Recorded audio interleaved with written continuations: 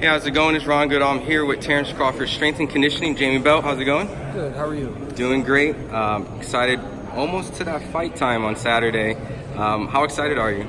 I don't know if I call it excited. I'm ready to. I think we're all just ready to roll here. Just kind of like get it done, get that win and move on. Yep. Now, being a strength and conditioning, I just wanted to get your thoughts on the whole Jarrell Miller when he failed his drug test. Are you familiar with some of the stuff, or did you hear about the news? Yeah, I heard about the news. I don't know. I just heard he had a positive test, but I don't know what that entailed. So with these type of enhancements, not saying that specifically about that, but what type of benefits do fighters get when they take these type of things as a strength and conditioning coach? I mean, stuff like that. These positive tests for steroids or testosterone, or there's a new thing out with SARMs now. All that stuff is it's all helped to enhance recovery. So I don't. So they're never really performance in a sense of what they can do in the ring, but it's more of their training and what they can do in preparation. It's any good coach or any good athlete, high level athlete,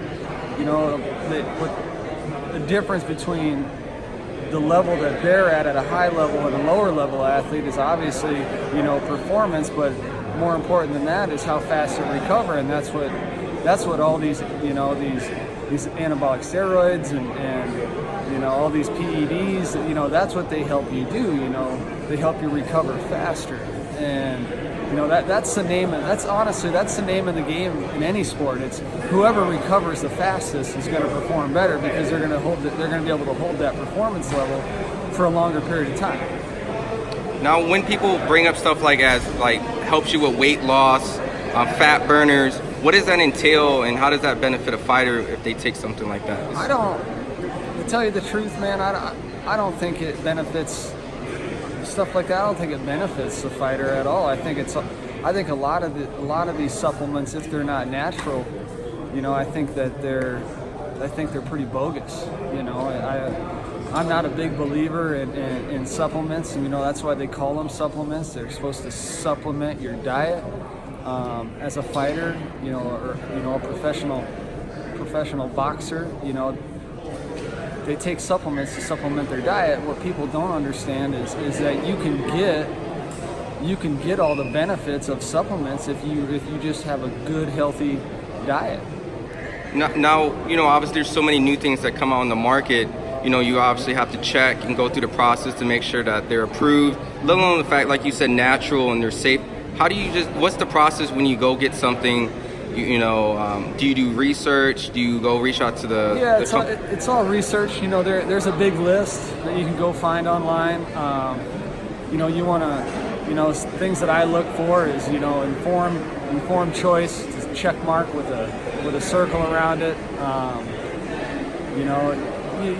You want to get your supplements. You want to get stuff like that from a credible source, a research, company. Luckily we have the benefit with our team of working with perfecting athletes who, they're the best at what they do in the fight game, whether that's, boxing or MMA. They take care of all that for us.